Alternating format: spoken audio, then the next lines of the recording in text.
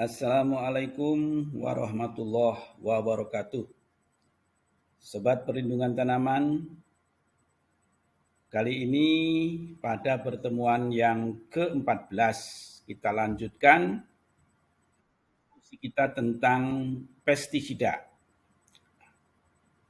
Kita tahu bahwa pestisida adalah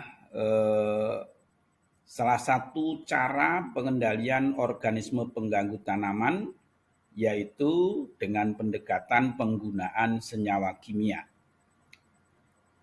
Nah, pada pertemuan yang lalu kita garis bawahi bahwa jangan sampai orang salah tafsir atau salah mengerti, salah tentang pestisida, di mana yang ditekankan adalah pestisida itu adalah senyawa kimia beracun, atau kalau di singkatnya pestisida itu racun pertanian, racun hama. Nah, sementara di kalangan petani biasanya pengenalan pestisida itu sebagai obat. Nah, ini yang jangan sampai penyebutan obat-obatan pertanian untuk pestisida itu menjadi satu pembenaran gitu ya. Coba saja kalau kita ke petani itu, kalau mau beli tentang insektisida, ini belinya di mana Bapak? Jadi di toko obat-obatan pertanian. Nah, itu salah kaprah itu. Nah, jadi kita harus merubah mindset petani dari obat pertanian menjadi racun pestisida, ya, sehingga kewaspadaannya menjadi lebih tinggi dibanding kalau pengertiannya sebagai obat tadi. Baik, saudara sekalian, kita akan mendiskusikan tentang pestisida ini. Oke. Nah, kita tahu bahwa pestisida itu memiliki kelebihan.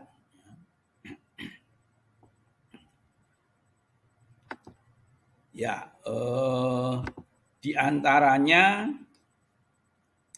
bahwa penggunaan pestisida itu terlihat lebih murah, lebih mudah, kemudian memberikan keuntungan yang segera terlihat, terutama jika perlakuan alternatif lain memerlukan banyak tenaga kerja. Nah, ini dengan pestisida cukup membelinya mudah, harganya relatif terjangkau gitu. Nah, ini kemudian menjadi kelebihan bagi pestisida itu. Kemudian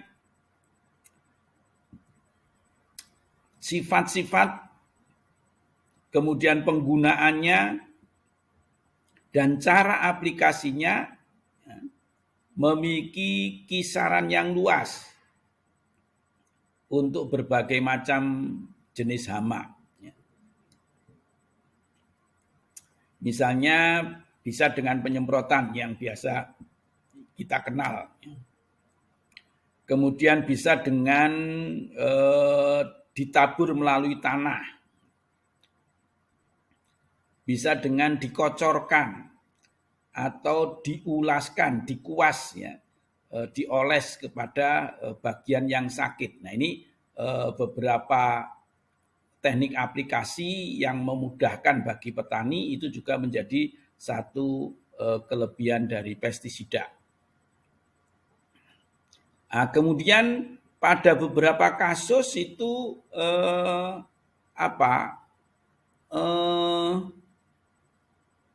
dampak atau hasilnya seringkali mudah untuk diamati, mudah diamati.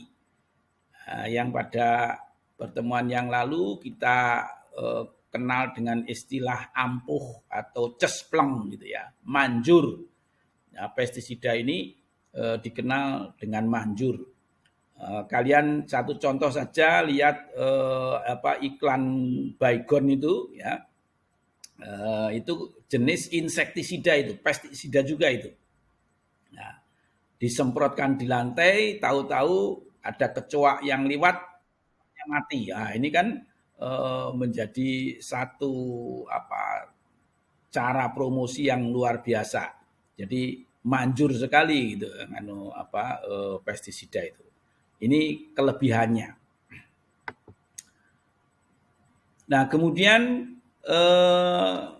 kita tidak hanya melihat dari sisi kelebihannya saja, tetapi juga ada beberapa masalah yang ditimbulkan oleh aplikasi pestisida di bidang pertanian. Nah, beberapa permasalahan yang timbul ini bisa menjadi kelemahan, ya, titik kelemahan dari pestisida. Yang pertama adalah resistensi terhadap pestisida itu sendiri. Ya, resistensi, jadi kalau pestisida itu berulang-ulang digunakan, OPT target itu memiliki kemampuan untuk beradaptasi. Sehingga lama-kelamaan dia menjadi tahan terhadap pestisida itu apabila diaplikasikan. Nah, ini banyak contohnya. Misalnya ulat gerayak itu seringkali petani menggunakan insektisida dari jenis tertentu secara berulang-ulang di lahannya. Nah, satu ketika ulat gerayak itu dicelup ke dalam pestisida yang tanpa campuran apa-apapun, dia masih mampu bertahan. Nah, ini luar biasa. Ini adalah bukti bahwa resistensi pestisida yang dilakukan secara berulang-ulang bisa menyebabkan resistensi hama terhadap pestisida itu. Kemudian efek racunnya bisa membunuh musuh alami dan organisme bukan sasaran. Ya, ternak, ya hewan ternak misalnya. Nah, kalau membunuh musuh alami saja sudah merugikan itu. Ya, kita musuh alaminya tidak ada yang mengendalikan secara alami. Nah, kemudian ternak itu juga ikut mati. Nah, ini merugikan. Nah, contoh kasus terbunuhnya musuh alami dan justru bisa menimbulkan efek resurgensi, gitu ya. Jadi ada binatang yang punya potensi hama, tapi karena ada kehadiran musuh alami di situ, potensinya tidak muncul. Nah, ini kasus munculnya hama wereng. Nah, wereng itu sebenarnya sudah ada di area tanaman padi, gitu ya. Tetapi karena dia terkendali dengan keberadaan musuh alami, ya, ada capung, ada kodok, ya, ada belalang sembah dan banyak yang lain, itu musuh alaminya di situ mampu mengendalikan wereng. Nah, tetapi pada saat sekitar tahun 70-an itu ada penggerek batang padi yang meresahkan petani yang kemudian digunakan pestisida secara masif. Ya. Dan pestisida itu yang dipakai untuk mengendalikan penggerek batang padi,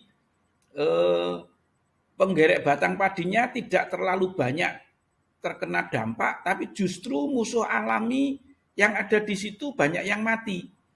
Nah, karena tadi capungnya banyak yang mati, kodoknya banyak yang mati, ya, akhirnya hama wereng ini populasinya menjadi tidak terkendali.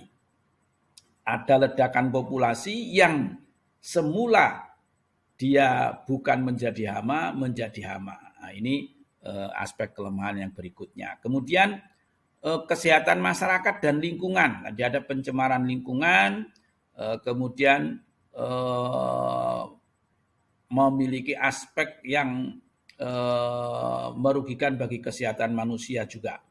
Nah, ini adalah kelemahan-kelemahan pestisida. Nah, kemudian mungkin kita putar ulang ingatan kita pada pertemuan-pertemuan di awal, ada pencemaran lingkungan yang disebut dengan biomagnification, ya, menumpuknya senyawa beracun di lingkungan melalui peristiwa rantai makanan, itu biomagnification.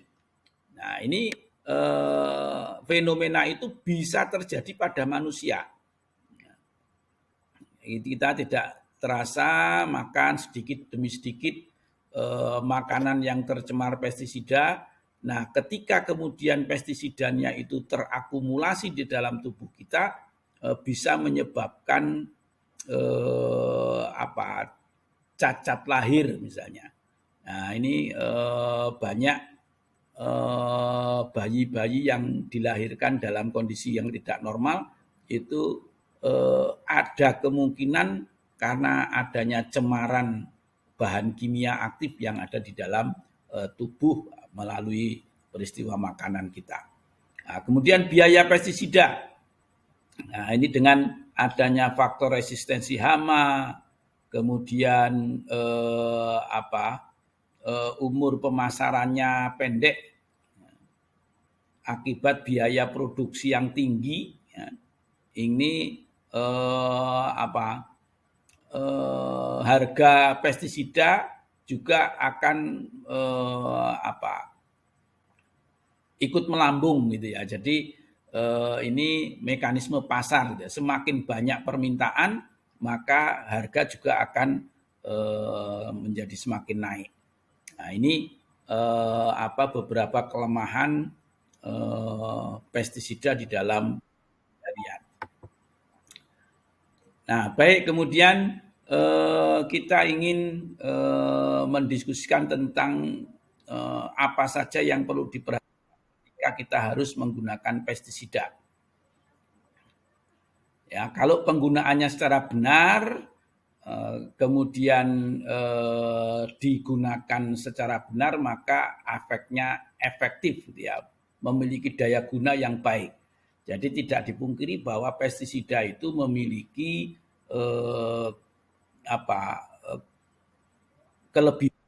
kelebihan.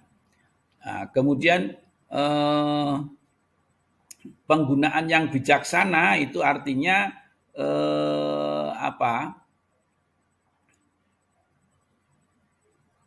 bagaimana pestisida digunakan agar tidak menimbulkan dampak pencemaran. Nah, dampak lingkungan negatifnya dikurangi, sisi bahayanya juga diupayakan untuk diminimalisir. Nah, ini terkait dengan keamanan yang mengaplikasikan pestisida itu. Nah, kemudian pestisida yang digunakan, ini catatan penting, ini harus legal. Ya. Jangan sekali-kali menggunakan pestisida yang ilegal, artinya belum terdaftar secara resmi di dalam aturan perdagangan pemerintah. Gitu ya. Nah, ini bahaya sekali kalau menggunakan yang tidak terdaftar. Nah, ini risiko-risiko yang mungkin terjadi bisa pada pengguna, ya, pada konsumen. Ya. Kalau pengguna ini ya aplikatornya, kalau konsumen ini yang menikmati hasil pertaniannya. Nah, ini meracuni atau memberikan gangguan kesehatan. Ini pada dampak pengguna atau konsumennya. Kemudian dampak secara umum itu menyebabkan pencemaran pada lingkungan. Kemudian pada agroekosistem ini bisa menimbulkan resistensi, jadi ketahanan OPT terhadap pestisida yang bersangkutan, resurgensi ini yang tadi timbulnya hama baru setelah matinya musuh alami, ledakan OPT lain. Nah, ini resurgensi itu menyebabkan timbulnya hama baru, gitu ya. Nah, kematian musuh alami hama, jadi yang bisa menyebabkan terjadinya resurgensi ini. Kemudian fitotoksit, seringkali kalau berlebihan, karena pestisida itu adalah senyawa kimia yang beracun, dia justru meracuni tanamannya, fitotoksik. Kemudian ada perubahan pada lingkungan tumbuh-tumbuhan yang ada di situ. Ini karena penggunaan pestisida yang berulang, cemarannya terhadap agroekosistem. Nah, kemudian di dalam aplikasinya perlu diperhatikan takaran-takaran yang dianjurkan. Harus tepat dosis, tepat konsentrasi, tepat waktu. Itu 3 tepat yang disyaratkan di dalam aplikasi pestisida. Ya, jangan sampai mengaplikasikan pestisida pada kondisi yang anginnya besar. Nah, ini nanti banyak pestisida yang diaplikasikan justru terbawa angin, tidak terkena sasaran, bahkan kemudian mengganggu ya kesehatan lingkungan. Nah, ada beberapa ini yang disebut efikasi. Ya. Takaran itu, efikasi itu adalah kegiatan untuk mengukur efektivitas pestisida terhadap organisme sasaran yang didaftarkan berdasarkan pada hasil percobaan lapangan atau laboratorium. Ini artinya ketika kita mau melakukan aplikasi pestisida, kita coba dulu organisme sasarannya apa, kemudian akan diaplikasikan untuk luasan berapa, kemudian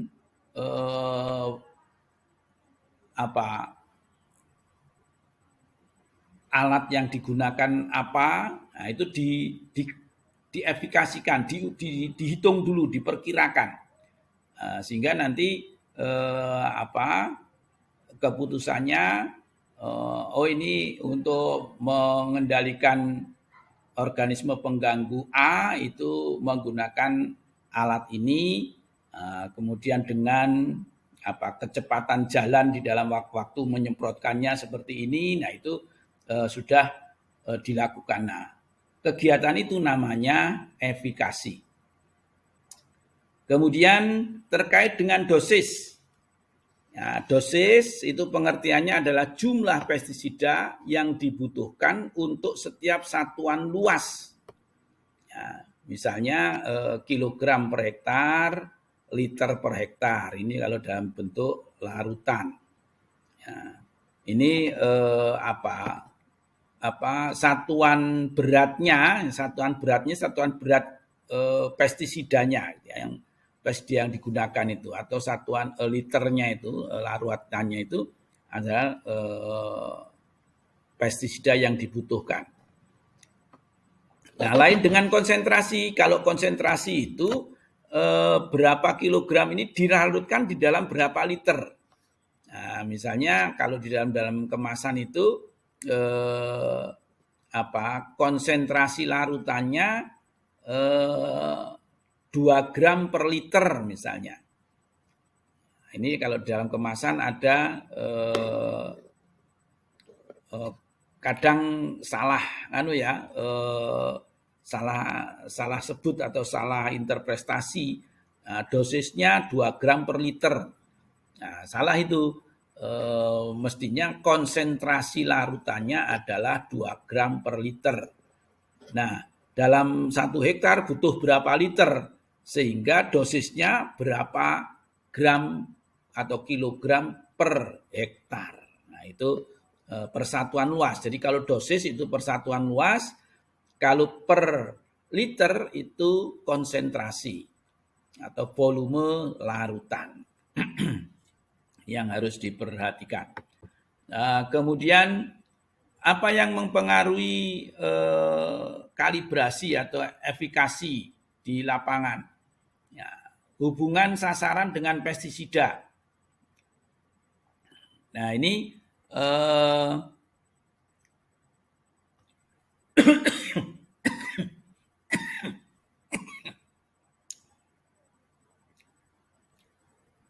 mohon maaf batuk-batuk ini.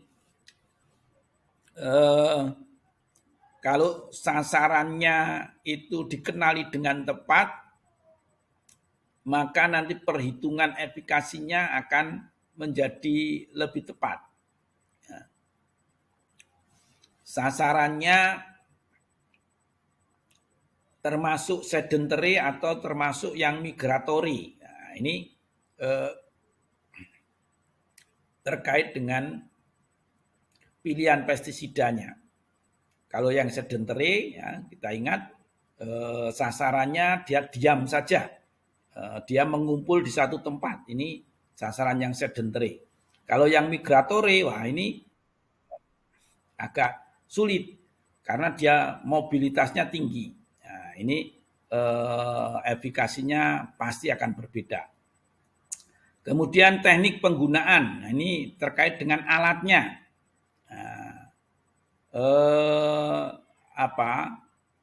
Seberapa tinggi intensitas serangannya? Ini dibutuhkan alat yang seperti apa? Ya, pada beberapa kasus misalnya untuk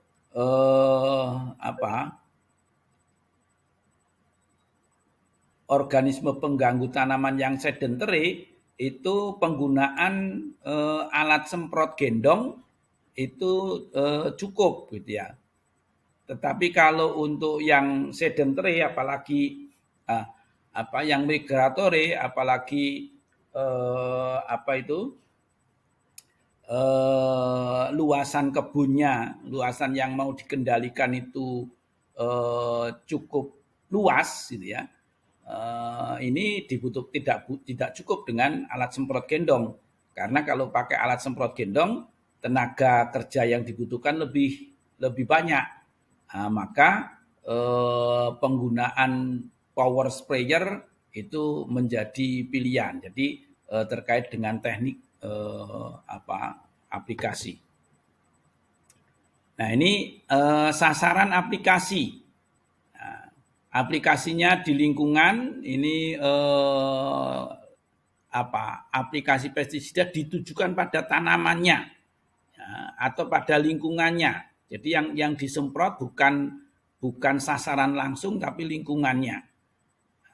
Contoh yang tadi kita bahas misalnya iklannya Baygon itu yang disemprot lantainya. Tapi sebenarnya bukan nyemprot lantai itu disemprot tempat-tempat yang sering dilalui oleh organisme yang sasaran yang mau dikendalikan.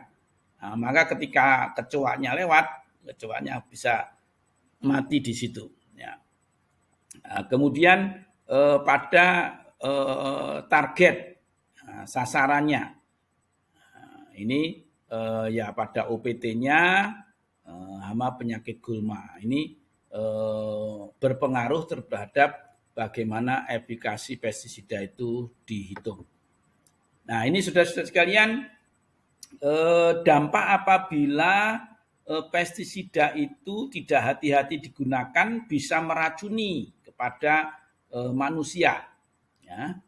Ada yang pusing-pusing, ya, sakit kepala, mual-mual, ya, muntah-muntah, dadanya nyeri, ya, napasnya sesak, ini dadanya nyeri. Ya, bisa-bisa sampai ke kematian kalau terlambat di dalam penanganan. Nah, ini apa? Kalau mungkin kalian berasal dari daerah yang penggunaan pestisidanya tinggi, satu contoh itu saya pernah 5 tahun tinggal di perbatasan antara Tegal Pekalongan, itu di daerah Pemalang. Nah, di daerah Tegal itu, Tegal Brebes itu sentranya bawang merah. Nah, ketika musim tanam bawang merah itu penggunaan pestisidanya luar biasa. Dan petani di dalam mengaplikasikan pestisida itu banyak yang tidak hati-hati. Sehingga saya sering ketemu dengan petani yang badannya masih kelihatan segar, masih relatif muda, tetapi matanya sudah mulai rabun, ya, katarak. Kemudian dia menderita penyakit tremor. Tremor itu yang tangannya bergetar terus, tidak bisa dikendalikan. Nah, ini adalah terakumulasi terhadap pemakaian pestisida yang berulang-ulang. Dia tidak terasa bahwa dia menghirup pestisida berulang-ulang, matanya terpapar dengan pestisida karena ketika mengaplikasikan dia tidak pakai kacamata. Nah, itu